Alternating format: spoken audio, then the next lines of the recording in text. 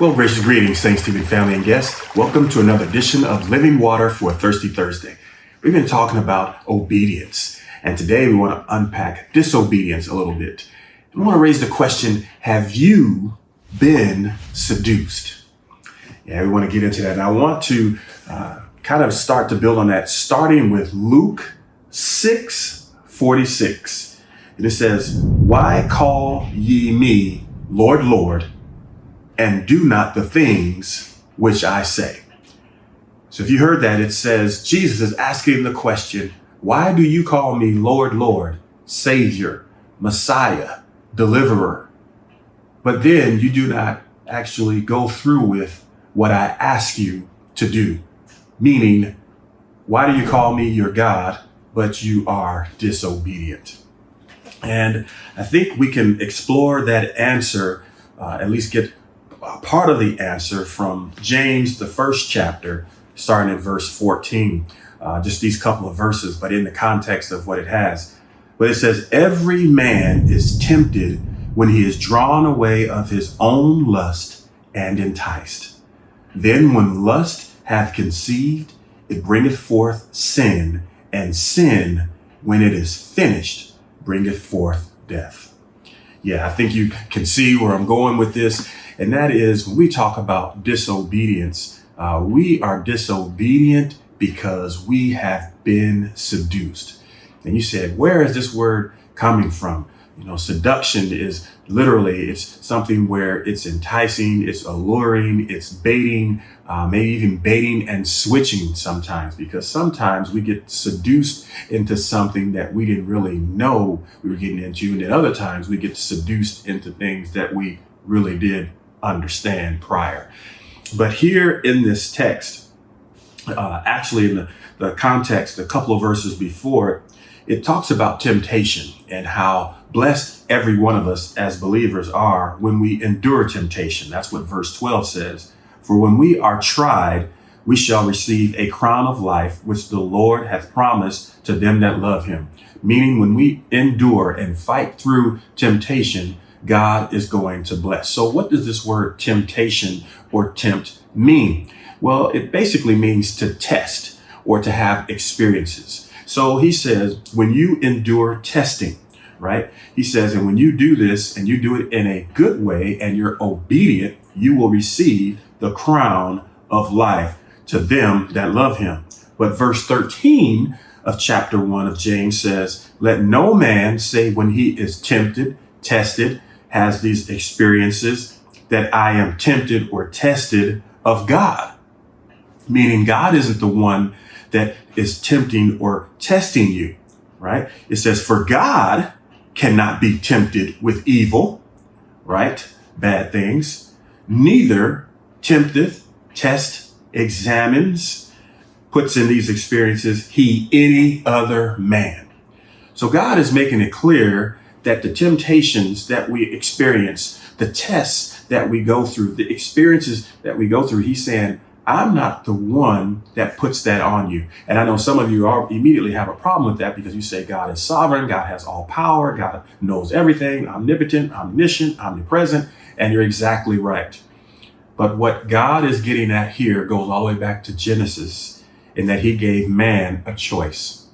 And prior to that choice, everything was perfect and there was no temptation. Basically, we were supposed to go there. There was just an option. And that option was to not eat of the tree of the knowledge of good and evil, or to eat from the tree of the knowledge of good and evil. And from that point on, obviously, since we partook, now we have temptation that comes on us, but it's not because God is trying to be tricky or see how we would be, because God already knows what we will do and how we will respond. But the text then goes on to say, and remember, we're trying to answer the question, why are we disobedient? And Jesus says, "Why do you call me Lord, Lord, but you don't do what I ask you to do?" And I think verse 14 of James 1 speaks to it. It says, "But every man is tempted, tested, goes through this test when he is drawn away. And this drawn away means drug away or to drag away. And again, in some contexts, it's you didn't know it was happening. And then in some contexts, it's you're drawn away, not because you don't know, but because you're a little conflicted, right? You know it's wrong, but it smells good, it tastes good, it sounds good, you think it's going to feel good, and it looks good. It's all of those things to the senses. It's pleasant. And so it drags you away from what you know is the obedient thing to do. And so, but every man is tempted when he is drawn away, dragged away, listen, of his or her own lust. Remember, in the Bible, lust, it actually speaks about longing for or really desiring that which is forbidden or that which we should not have, which means when we're longing for something that we shouldn't, that's disobedience. But we're longing for the disobedience. We're longing to be disobedient. So when you are drawn away of his own lust, and then look at this next word, and this is in King James, and enticed.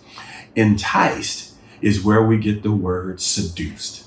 Yeah, in Greek, he says when he is dragged, and then he is in his own lust, and he is enticed / seduced, right? Where, yes, this is something that I have come to the conclusion that I want, that I deserve. And you've probably heard me say it before. Typically, we sin and we do things out of two positions, either because we're needy or because we are greedy. Simply meaning it's a perceived need or it's perceived greed. And then we go for what we want. And so he says, when we are enticed and seduced like that, then when lust, when that longing for that which is forbidden hath conceived, and conceived means to procreate or to bring forth life. So when that lust has life, it bringeth forth sin. And that's my whole point. That's what we're driving towards. We tend to be disobedient because we have been seduced to sin. And there are a whole lot of paths of seduction. There are people that lead us to seduction. There are web pages that lead us to seduction. There is social media that leads us to seduction. There are so many things around us daily, hourly, momently that lead us to seduction, which then leads us to sin, which is disobedience. Obviously, sin is the definition of disobedience to God, right? It's missing the mark. It's trespassing. It's going where we shouldn't go. It's doing what we shouldn't do. It's saying what we shouldn't say. And the bottom line is disobedience comes for a lot of us after seduction. And we get that seduction. So prayerfully, this is giving you a little more insight into this. Dig into these verses. I'm sure it will serve you well as we talk about obedience and disobedience. Next week, prayerfully, we'll hear from someone else and just kind of hear how they deal with being obedient or what they do to help not to be disobedient. Continue to make God proud in all you say, think, and do.